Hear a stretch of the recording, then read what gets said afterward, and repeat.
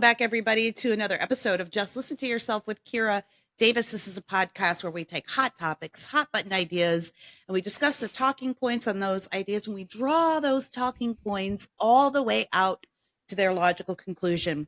We're actually going to be doing that today because some days I say that, but I don't do that. I'm just talking. But today we're actually going to engage in some critical thinking with my guest. I'm so pleased to have her. Please welcome to the show Batya Ungar-Sargon. She is the opinion editor at Newsweek magazine. And Batya, I'm going to tell you a story about how Newsweek made me a conservative. But I'll tell you that down the road. And she is the author of Bad News, How Woke Media is Undermining Democracy, and the forthcoming Second Class, How the Elites Betrayed America's Working Men and Women. Batya, welcome to the show. This is such a huge privilege for me to be here with you because I am a longtime fan of yours. I've been following you forever. And I just think you are one of the most important voices right now. So I'm so jazzed to be here with you. Thank you so much for having me. Oh my gosh, what a kind thing to say. I'll tell you that, and maybe you have had this experience as well, is it's difficult in this industry to remain a reasoned voice because it doesn't really pay that well. But you hit the nail on the head just talking about things that are important to say. And I think it's important to keep a level head, particularly when we're moving into 2024, but understand that we're still all in this country together, whether we like it or not. So we have to figure out how to work things out. I was really interested, though, in your perspective, Batya, because of a tweet you put out recently. So before we get to that, I want to ask you a little bit about your background. How did you get into the news business, and what prompted you to write this book about the media?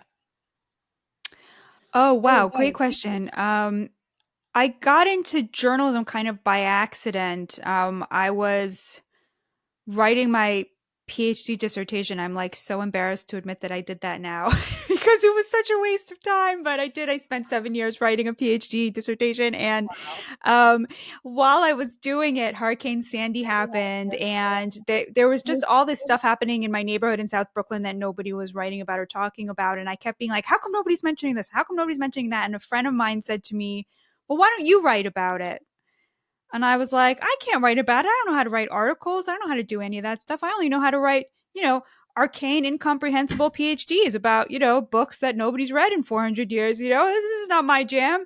But together we, worked on this piece. And I called and wrote to about 300 editors.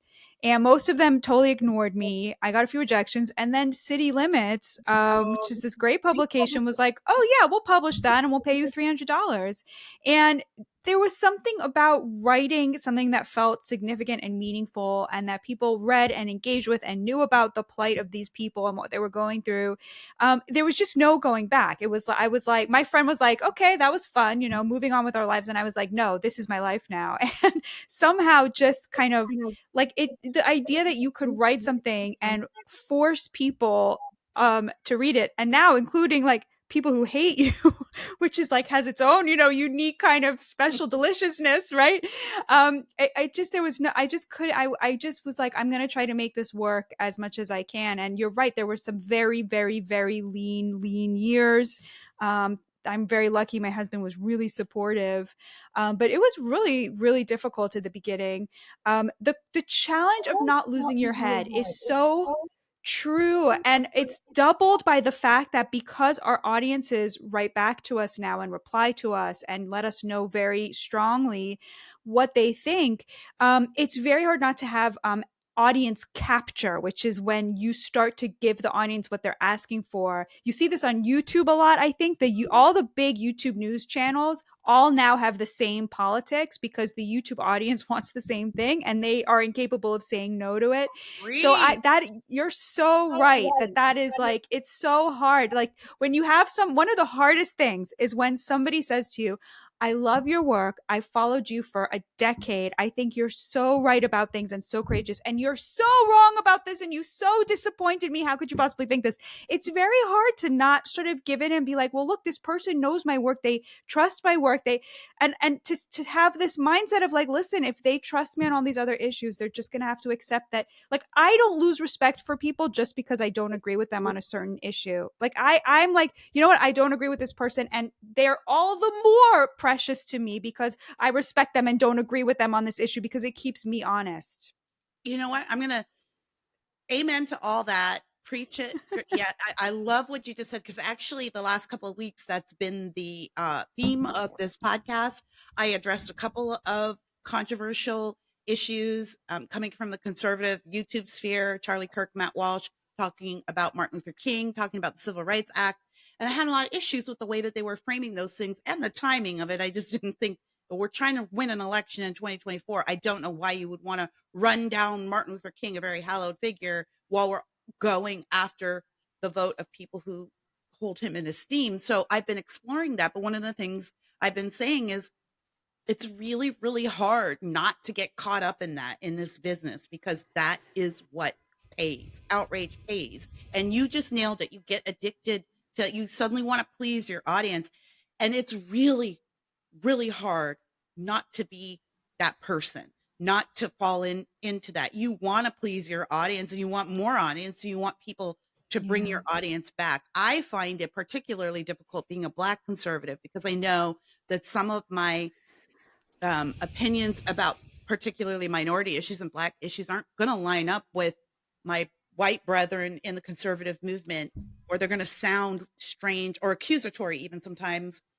And I have to really fight against that instinct to not go there sometimes. But you really nailed it. That this idea that we have an audience and we become for lack of a better term, sometimes we become slaves to that audience. So, but you said another thing that really interested me. You said you didn't start out here. You were writing a PhD and you were doing something totally different. I'm the same way, right? I'm an actor. I'm a former actor. I've always been a writer, but sort of, poetry, fiction, drama. Became a writer because I was concerned about what was going on in politics and I was staying at home with my kids and I wanted something else to do. And that didn't involve you know, being treated like a just like a jungle gym all day long. So I got into that, but there are so many people in this business who are that way, and I think we are seeing this, and it seems to be something you might be addressing in your next book.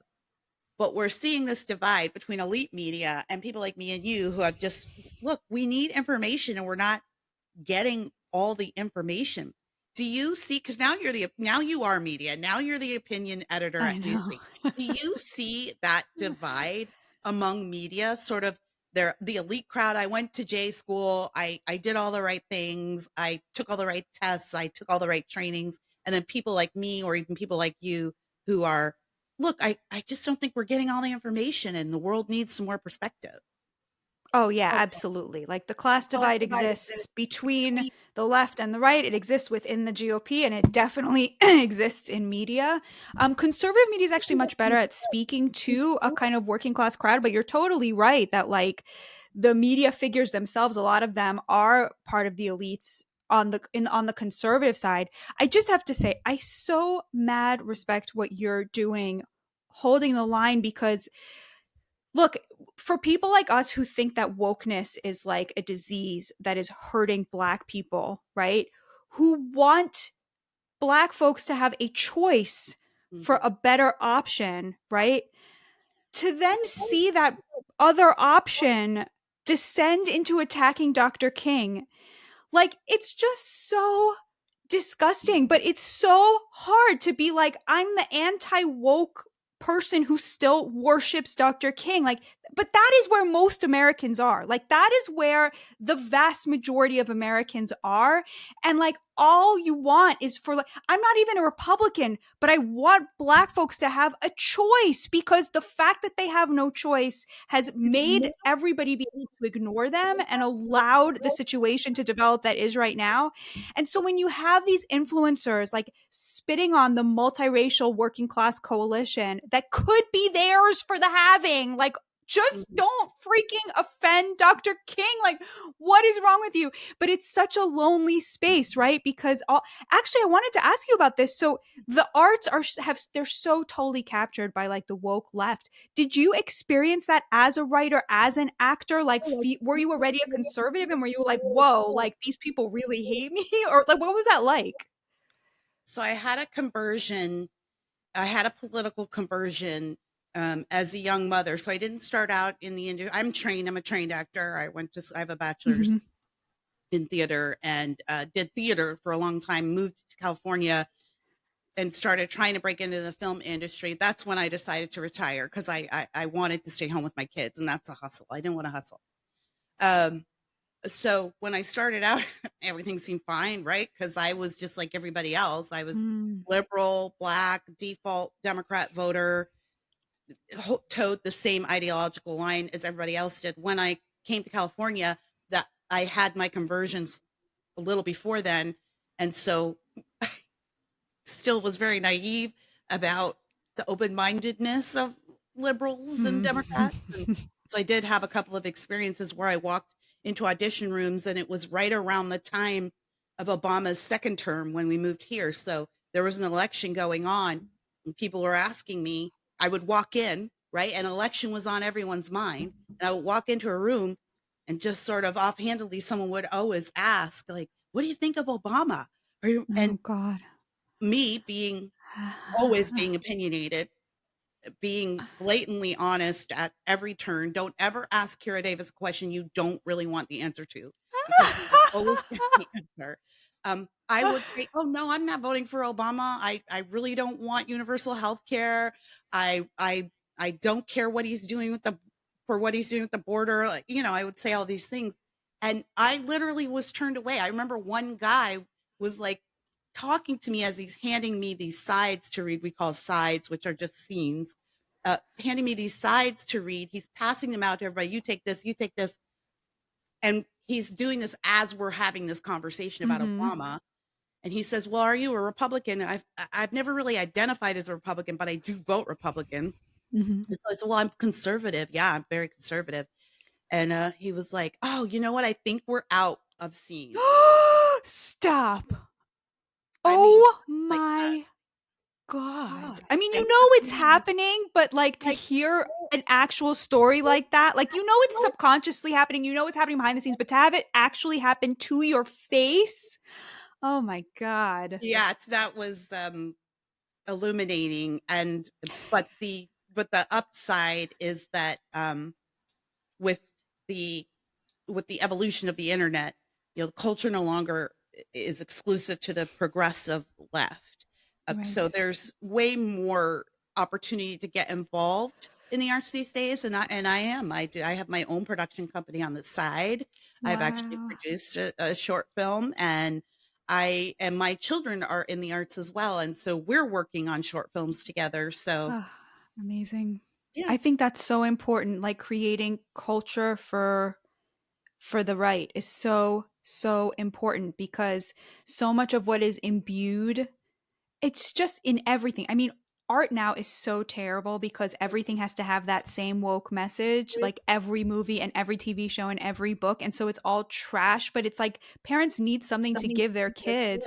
And it's so funny because I noticed, like, when Barbie first came out, it was very popular in the South. And I feel like it's because, like, people just wanted a fun, like, people aren't thinking, they're just going to take their kid to, this movie, whatever it is. It's like, but it was obviously like a leftist film with a lot of like really problematic messaging and imagery and so forth.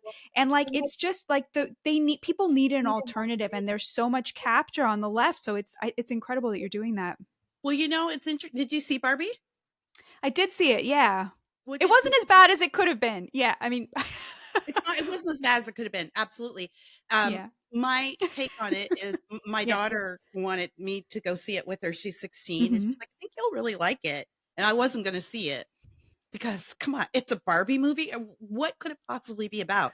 So, I loved it, but you're right, I mean, I loved it in spite of some of the leftist messaging in there, which I've come Right. to be accustomed to. As long as you're not banging me over the head with it every second, I'm fine.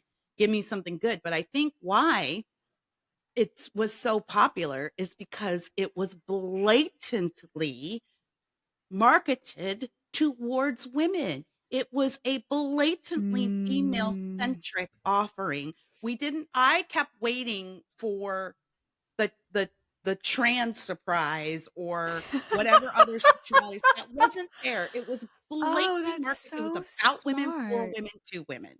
Oh, yeah, that's really smart. Yeah, I also really enjoyed it. There were a few things I didn't like about it. The thing that mainly bothered me about it was the way it was trying to have its cake and eat it too. Like Mhm. it was trying to both pretend that it was being critical of this franchise while capitalizing on it. And the speech that everyone got excited about by America Ferrara, where she's like, "Act like you're not trying." It's like that whole drama is like the drama of the upper class professional, like over credentialed woman who wants to have it all. Like, I can't stand when women both complain, like when they complain about like everything you have to do to be attractive to men. Like, you can just decide you don't want that. Indeed, many women are deciding they don't want that. Like, the idea that this labor is being forced on you, it's not. It's your vanity that's forcing it on you. And you can very easily say no to it. It's you're complaining that there is labor you can do to be attractive to men. And I don't get that. It's like, yeah, if you work at something, you will achieve this goal. Like they're complaining that the goal exists and that the pathway to it exists. Like that seems to me an insane thing to complain about. Like that speech, no working class woman could relate to that because it's like they're not worried about looking good for men. They're worried about feeding their families. You know what I mean? It was so like it was that really bugged me, but other than that I did really enjoy it. Obviously I enjoyed Margot Robbie. The acting was incredible. Like it was fun.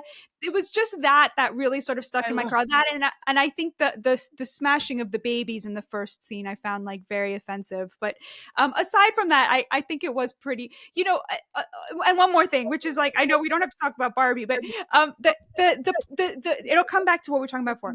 The when the guy slaps her butt, right? And it's like the idea that America is still this like raging patriarchy, that is such a canard to make women who made it feel even better about themselves, right? To make rich women feel like they deserve to be rich because it's a patriarchy and they must have struggled so hard to make it. And I feel like there's the same canard about racism. Like the unspeakable truth about America is that pretty much 99% of Americans truly want black people to exist. Like everybody, not to, I'm sorry, to obviously exist, but I mean like they want black people to Thrive. thrive, to succeed. Everybody wants that. Like the idea that we're divided and only the good Democrats and only the progressives want that and everybody else like wants black people to fail. It is such a canard. And they do it because if they can convince their voters that the other side really wants black people to fail, they don't actually have to deliver for black people, right? They don't actually have to help or get create that upward mobility for them. So I think that thing where upper class rich liberals convince themselves that the country is sexist and racist, like they do that as cover so that they can continue to enjoy the benefits of inequality, but it's income inequality, it's American dream inequality, you know what I mean? Yeah, there's a really great book that you should read. I don't know if you have ever read it, but it's by Shelby Steele. It's called White Guilt. It's all about Yes, it's this. amazing. Yeah. Game changer, but it's all about this. Yeah. It's a lot about boomers because Shelby Steele's a boomer, but it is about that guilty, like I've Yeah. achieved and now I feel guilty about it because other people haven't. I'm going to give you, I love what you just said. I'm going to give you an alternative point of view on that as well. I think everything you just said was right. Bang on. I think another way to look at it too is that these people are entrenched in that. Yes, liberal white women like uh, Greta Gerwig and Margot Robbie make these movies that talk about this patriarchy and how oppressed they are.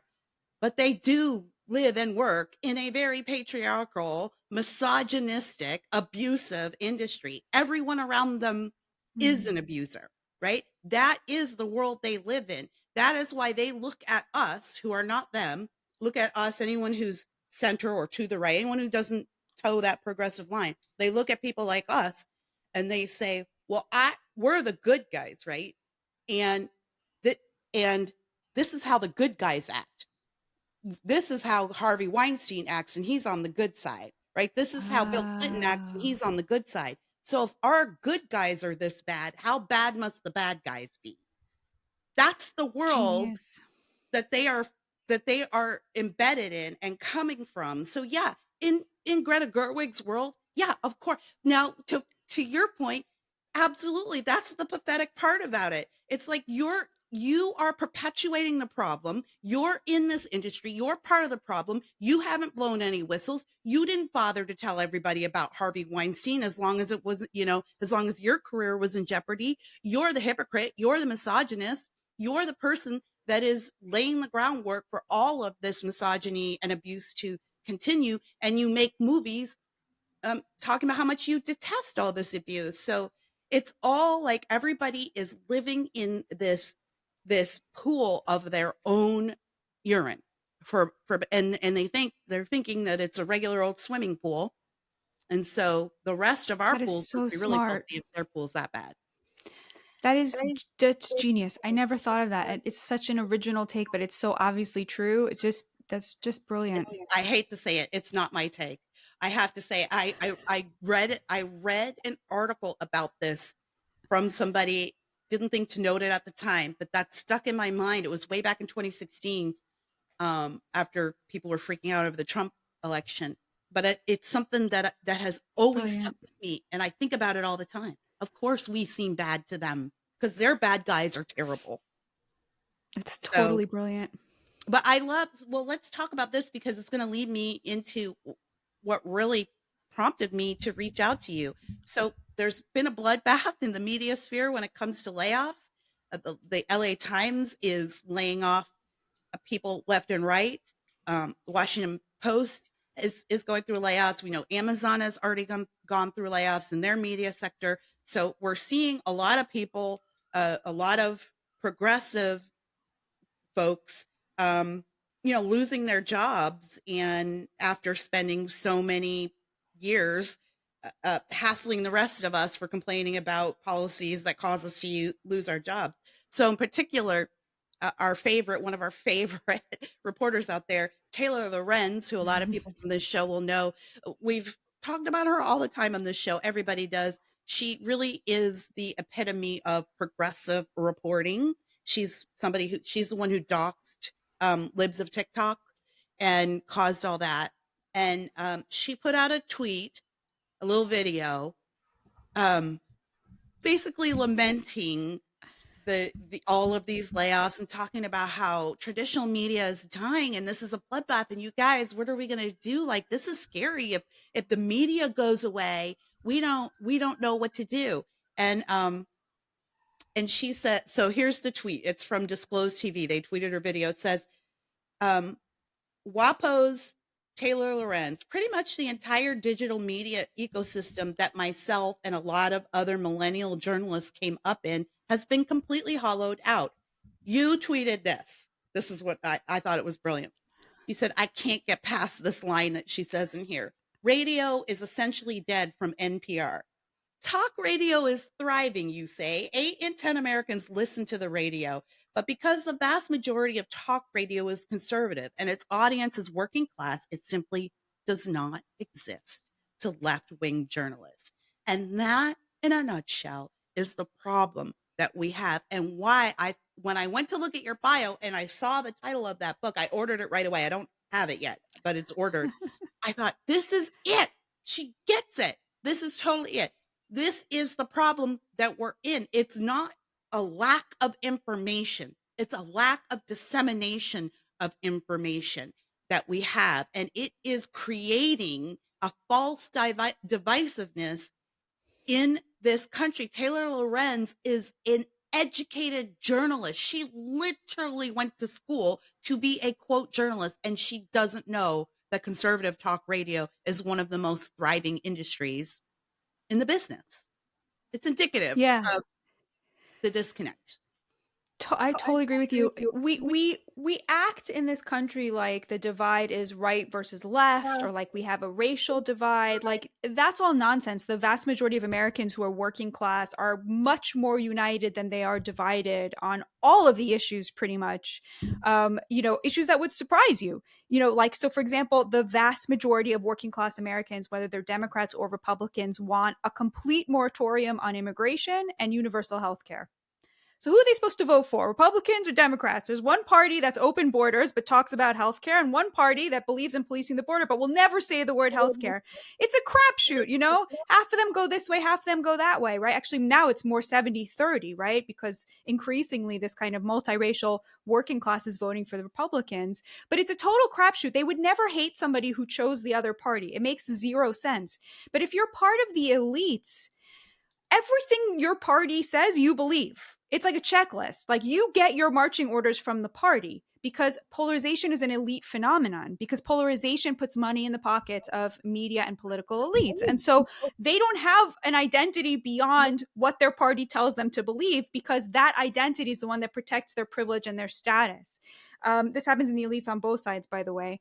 So Taylor Lorenz came up through this boom in digital media, which was created specifically for the over-credentialed top 10%. These outlets like Vox but also, by the way, like the entire media followed in that direction. So the legacy media, and this is detailed blow by blow in my book, saw digital media and immediately started aping all of these websites. So BuzzFeed, for example, the New York Times hired like 5 people from BuzzFeed News in a single year. Right? They wanted to ape everything that was happening in these digital media sites that were created for this hyper educated, credentialed, leftist top 10% people, exactly like Taylor Lorenz. She came up in an industry that was creating content for people exactly like her.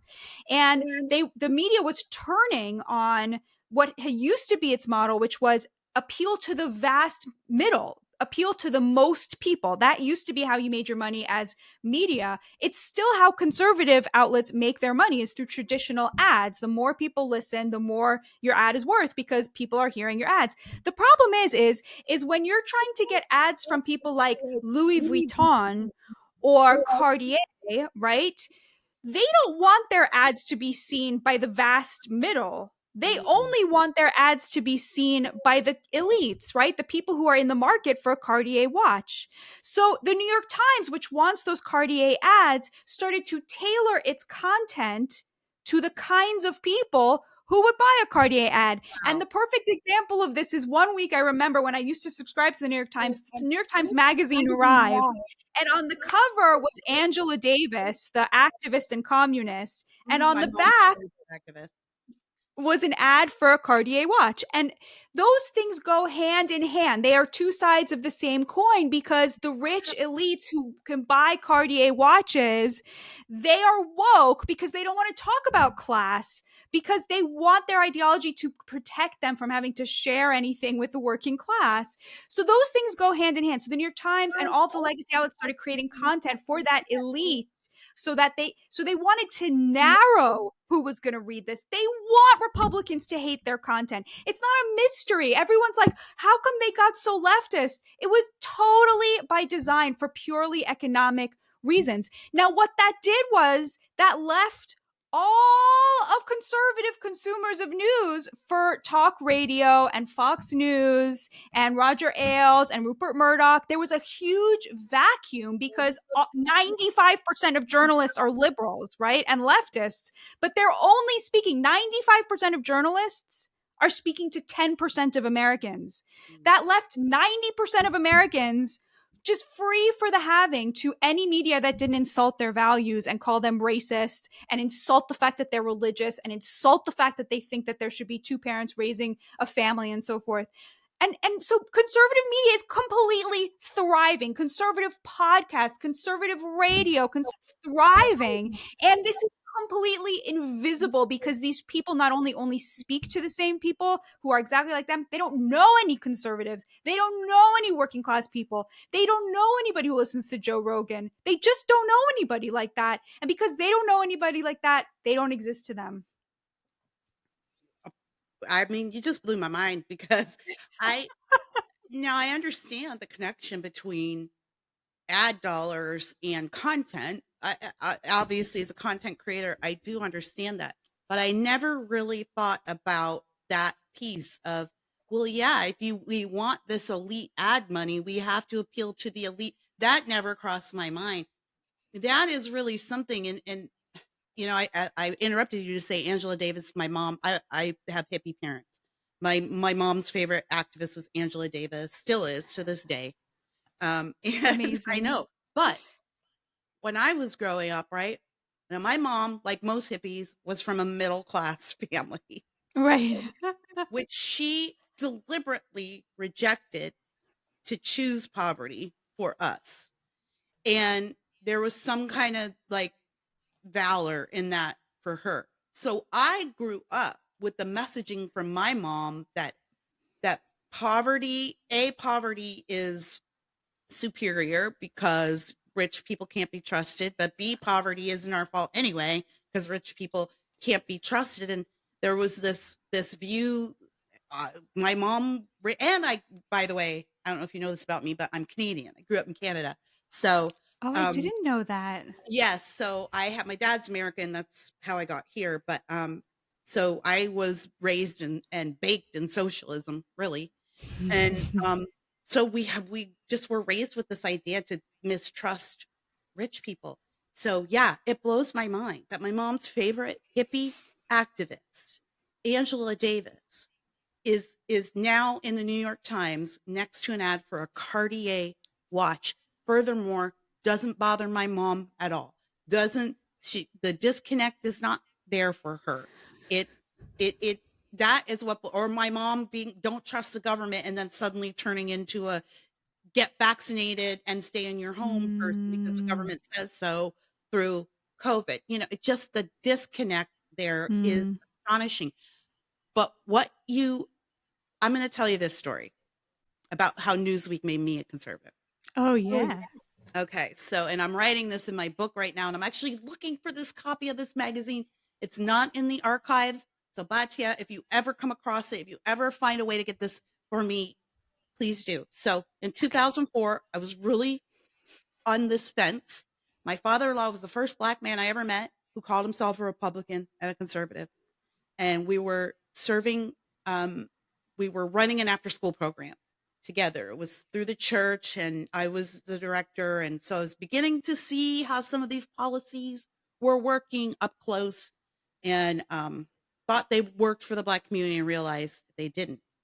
But it was right around the election time, 2004, and my father-in-law was talking to me about media bias. We talked about Rush Limbaugh a lot because my father-in-law loved Rush Limbaugh. And so we would talk about all of the crazy stuff that Rush would do and have a back and forth. And he was talking to me about how I don't get all the information because the media decides what I see. And the media has bias. And my opinion was always like, no, they don't. They're just giving me information. It's up to me how I Mhm. interpret the information. So he said, well, I don't think that's true. Everybody has a bias and it'll come through in their work. I'm just going to challenge you to start paying attention to the media you're consuming. So I said, okay, fine. Next week, I was a faithful Newsweek subscriber. Newsweek came in and it was an election issue. It was a special edition. It was two-sided. One side was dedicated to the George Bush campaign. If you flipped it over, then the other side, so the other Oh, half of the cool. magazine, was dedicated to the Kerry campaign. I was like, great, this is it. Here's proof. I'm going to read through this. I'm going to go show Dad. Look, they did this thing, and it was both sides. And I started to read, and I read the Kerry side first because that's who I was going to vote for. Mhm. I read the Kerry side first. Great, glowing. This is what Kerry has to do to win. Here's what his daily campaign looks like. What a great guy, cool guy. Flip it over. Read the Bush side. The whole thing was framed from the point of view of what Kerry had to do to beat George Bush. Oh, It wow. it wasn't anything about, "Here's what he believes, here's what the campaign is doing, here's what George Uh-huh. Bush is doing, and here's how Kerry has to respond, and this is why it's a bad thing." And I remember, like, that was like a lights on moment for me. I was like, "Are you kidding me? Dad was right. I'm Wow. not getting all of this." And it was one of the things that prompted me to start being more curious about my media. So that's how That's a great story. I know Newsweek doesn't come off too well in it, but I still love it. at the time on Newsweek, I've noticed the shift. I mean, I know you're over there, and I've noticed the shift, the rebranding. I think Newsweek's doing it right, actually. If I would have to say that Newsweek is actually one of the more intelligent publications these days because they figured out what was happening in media, and they figured out and or seem to have figured out that there's other audiences out there that aren't being captured. And the conservative, or even these days, we're all conservative if you're not towing the left, but the right of center crowd um, is ripe for the picking, and they're very online. So It's true. yeah, we're there. It's So true. that is, but that you're right. We live in this bubble. Taylor lives in this bubble. The immediate elite live in this bubble. The elite period live in their bubbles. They don't live where we live, but they're giving us information from where they live. So yeah, there's going to be a huge disconnect. We don't live the same lives as the people who are giving us the information. Absolutely. And you can really see this in labor coverage. So, like in the 70s, up until the 70s, when there was sort of the old model where you were trying to get the most readership, labor strikes, for example, were always covered from the point of view of the working class, of the striking laborer. They would interview the people striking and be like, okay, because they were the readers.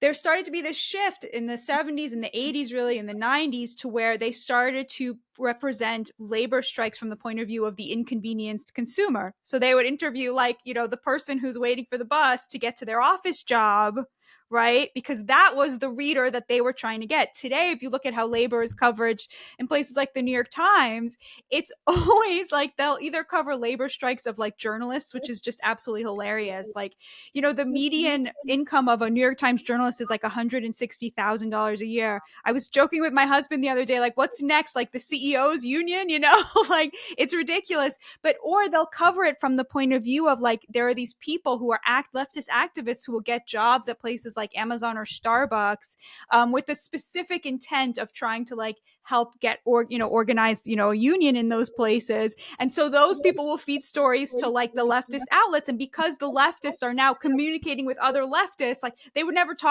never interview the workers who don't want the union. And actually, there was an amazing New York Times article that they were talking about the unionization effort at the Bessemer Amazon in Alabama.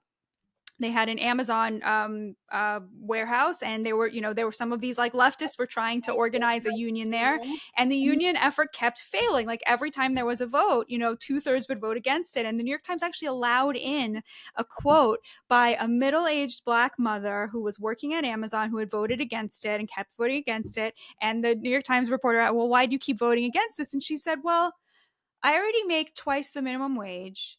I got health benefits the day I started working here, which none of my friends got at their jobs. My manager is really nice to me and takes very good care of us. And when I asked the union, what are you offering us? Their answer was Black Lives Matter. But I already know that. It Oh, go was ahead, such a girl. great quote. That one slipped past the censors. Exactly. Exactly. Wow, that's amazing. You're absolutely right. We're not getting the whole story. It's kind of why I started this podcast and why I say, like, I want to explore ideas. I want us to break down our talking points. Look, every now and then, I rarely watch conservative media. I watch it in clips or the stuff that comes across my reels. I prefer to watch liberal progressive media because those are the places I feel need a response. So Genius. every now and then I'll spend a day watching CNN. and or MSNBC. And I come away from that day feeling angry, enraged, upset. Yeah. And I always think to myself, yeah, yeah, if this was all I watched, if this was the only place I got my information, Mm. I would be scared of my neighbors too, because that Mm. is the constant messaging. And so, what I want to do is encourage people to be curious. It's the thing I always tell my kids. I'm like, do whatever you want. Think however you want, vote however you want. Your political opinions will be your own. I only ask that you be curious. Just stay Mm. curious. And curiosity will take you very far in your intellectual and spiritual journey, even if you commit to staying curious. One thing, Batya, I want you to comment on this. One thing that I think requires curiosity is the notion to read beyond the headline. Incurious people only read headlines, and we are saddled with a nation full of headline readers right now. But you and I both know, because we're in this industry, that the headlines are rarely representative of the full story, because even we have points of view and perspectives that we want to be upfront and center. And so I think that this it's probably the BuzzFeed phenomenon, right? The idea of the clickbait headline has created generations now of incurious people, and incuriosity is killing us. And I'll just add, you pointed out something very subtle and very important, which is the more you want a headline to be true, the more time you need to spend investigating it. It's very Say that hard again. to, Say that one more time. the more you want a headline to be true, the more important it is to investigate whether it is, because your confirmation bias is going to be pushing you to not pay attention to the details here. And I'll just give you an example for myself where I was, the recent story about the ADL telling law enforcement to investigate libs of TikTok. I almost shared that before looking into it because I'll tell you why. I was on the lookout for it's very difficult with the ADL because I feel like on the one hand, it's really, really lost its way. I have big, big disagreements with the leadership about the direction they've taken. On the other hand, I have been in meetings with them. ADL is Anti-Defamation League for The anybody. Anti-Defamation League, yes, which used to be an organization dedicated to protecting Jews from hate crimes, but under new leadership is now extremely left-wing and extremely woke. And I've had a lot of conversations with the leadership there. I've been invited to have conversations with them in which I told them exactly what I think about the direction they're going in, and how problematic I think it is, and how bad for Jews and how bad for America. Like this has happened, these conversations, right? But on the other hand, sometimes the criticism of them is very, very, very accurate and legitimate, and sometimes it just goes overboard. You can criticize an organization that is making mistakes in a legitimate way, and you can criticize an organization that's making mistakes in an anti-Semitic way. And so some of the criticism has veered too far, I think, even though I myself am very critical of it. All of which is to say, I was on the lookout for a headline I could share to be like, look, I get it. I too think that they're making mistake, something I could say, this is really problematic, right? So when I saw that, I was like, oh my God, this is so terrible. This is so anti-American. This is so awful. And I literally almost tweeted it. And then I was like, you know what? I'm going to find out if it's true first. And it turns out it really wasn't accurate, that the way the headline was portraying it. They have a newsletter that goes out to a host of members of law enforcement. It's not specifically law enforcement, and they didn't specifically say, look into these people. They said these are the sources of some of the other accounts that we're seeing amplifying hate. You could say that's good, you could say that's bad, but to say that they took a list of names and gave it to law enforcement, I don't know. You know what? It's possible that some of your listeners are going to be like, that's just as bad. There's no difference between that. To me, it seemed like there was a difference between the way the headline was portraying it and the truth of the matter. And so I had to relinquish this moment where I could have said to my father, look, I get it. I get it. I know that they're bad. And I have to, no, because it's not exactly right. It's not exactly correct. And the more you want something to be true, the easier you are to dupe. you like when you see a headline, you go, "Oh my God, I knew it. I knew they were terrible." You're in dupe mode. You are literally sitting ducks for like people to dupe you. And so it's really, I mean, sometimes it's bad. Like, the bad people in this country are very, very bad, but it just always pays to take an extra moment. And I've had so many times where I didn't take that extra moment and I regretted it so bad. And like, don't spare yourself the humiliation. Just look, yeah, just look at, I tell my listeners this all the time. If a headline is too good to be true, it is. Yeah. It is. And Yeah. there are times, obviously, I mean, we live in an era that's almost impossible to parody these days. There are times when it's like, yeah, I can't believe this is true, and it really is. But double check. I had this conversation just yesterday with my 16-year-old daughter. She and I'm all it's the bane of everyone in this house's existence that I use everything as a lesson. Um, I just take words of being in the talk space. But so my daughter is looking on social media and she's like, "Oh my gosh, mom, did you hear that this actor sent a death threat to this other actor because he got the part he wanted in this new Disney movie? You know, like Johnny sent a death threat to Billy." And I was like, "Really?" And she said, "Yeah, he I'll read he said something like, 'Oh, I hope he dies,' or something like that. And he's about to get canceled." So I said, "Well, did he mean it?" And she was like, "Well, I don't think it matters if he meant it." I'm like, "Well, when I see something like that, my first thought is, Mm. are they friends? Do they know each other? Is this because if I pull up some of my text messages with my best friend, if someone were just isolating some of those things, there's a lot of problematic talk in there, which is, you talk to your friends differently than other people. So I said, I don't know. Seems like I would be looking to see if somebody pulled that out of context. So she said, "Well, let me look." And so Uh-huh. she went into the little write up that someone had about it. And sure enough, at the bottom of the write up was a comment from this other actor saying, "No, we're best friends. And that was a joke Uh, he made because I got the part and he didn't. It wasn't a death threat." So she said, "You were right." And I said, "See, that's why you always have to read beyond the headline. If it's too good to be true, it probably is." So then she decided she was going to be a social media warrior and tell everybody about that, but I don't think she was very popular. Good for her. Also, how sweet was it when she said, "Mom, you were right." Yeah, I definitely cherish that moment, but that's what I do for my own children, and it's what I do on this podcast. I want people to think about what they're seeing because there has been a concerted effort to stop us from thinking these days in all areas in all corners, in entertainment, in schooling, in talk radio, it just in everything. We're supposed to shut our brains off. I'm not supposed to think about what an XX chromosome and an XY chromosome mean. I'm not supposed to think about that. Just think about the social aspect of this. I'm not supposed to think about if 2 plus 2 really makes 4.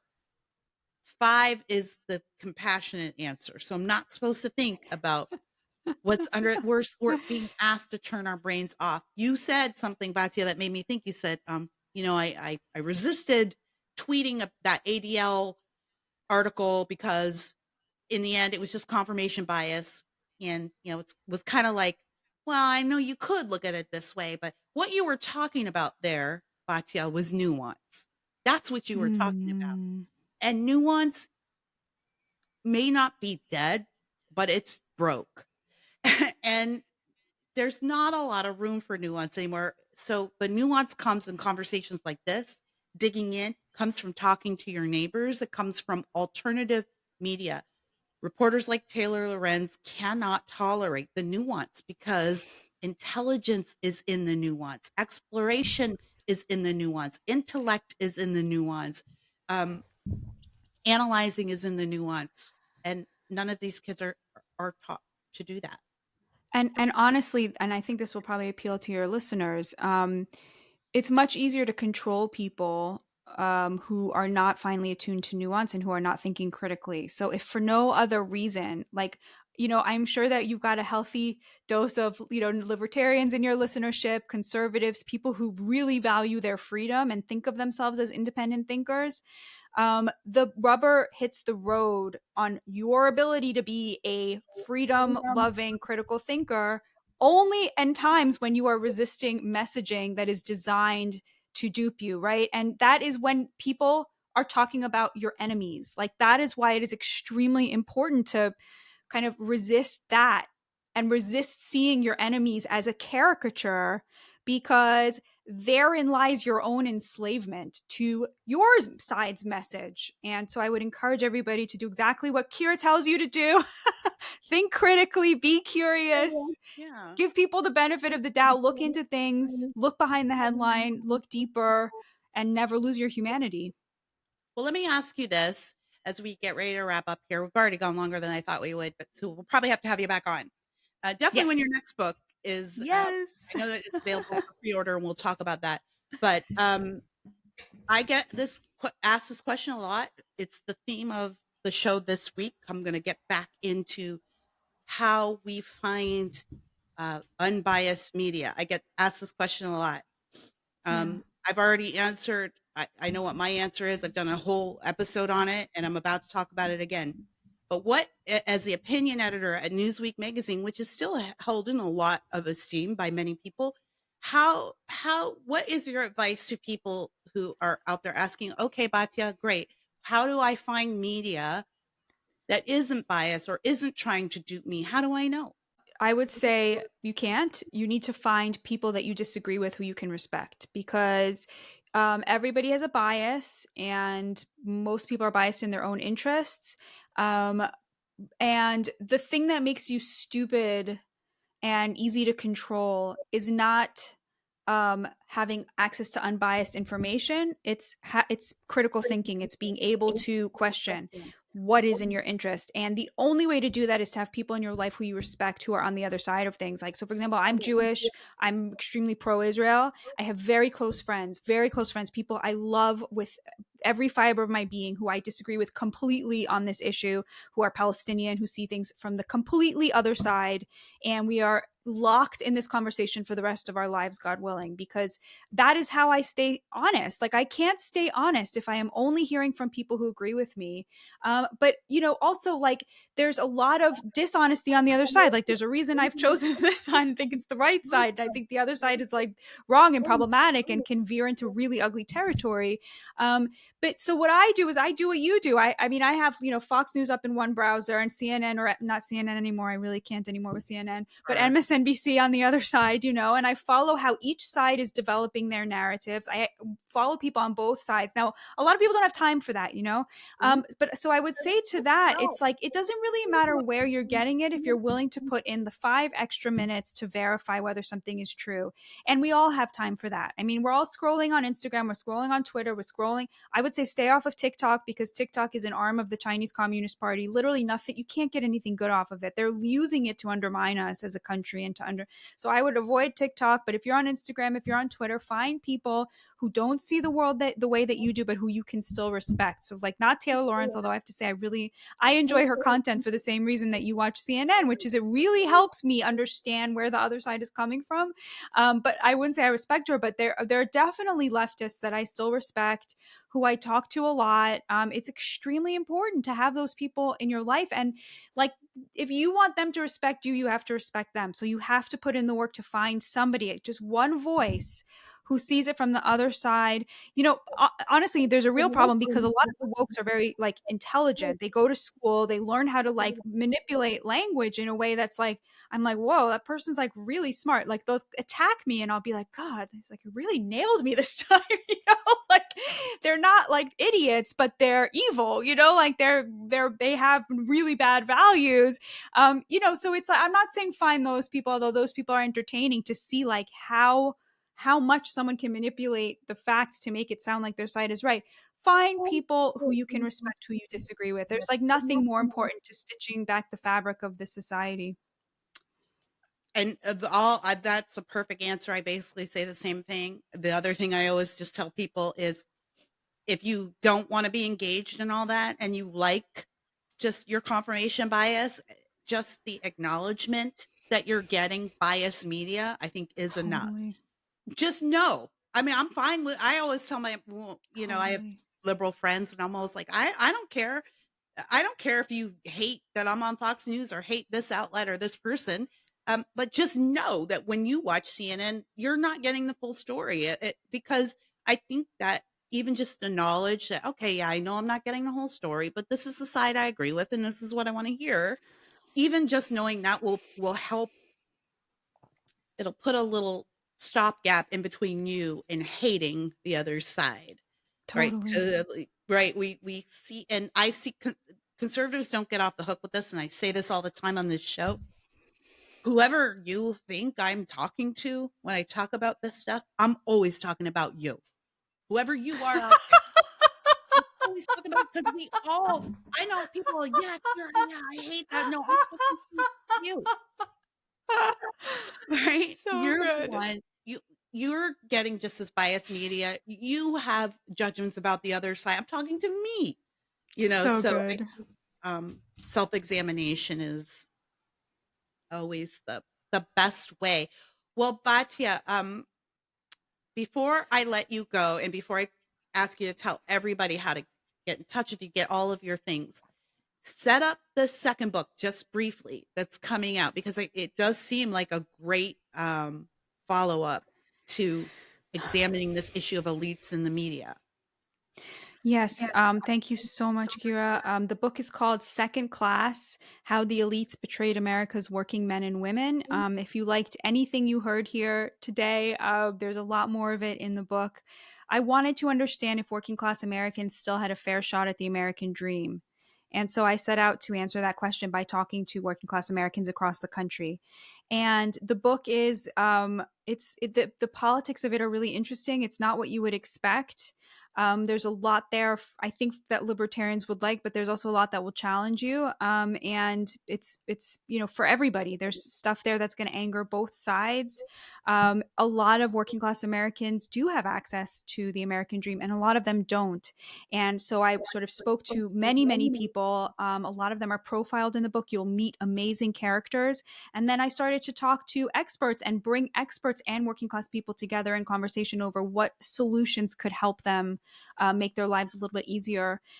So on the one hand, I mean, some people do still have a shot at the American dream, but on the other hand, I do feel that we've sort of broken the contract with the working class whose labor we rely on. And it's really my best attempt to struggle with these issues. My husband's a libertarian, and so there's a lot of Shabbat meals where we are locked in battle over economics. So the book is very much in conversation with the libertarian point of view. Although I call myself a Trump Marxist these days. I'm a Oh, Marxist the way Trump was, in that I think class is the key to understanding America today. And so that's sort of what the book is about, and it's available for pre-order on Amazon. It'll be out April 2nd, and I would be just thrilled if you would read it and let me know what you think. I'm so excited to be having this conversation.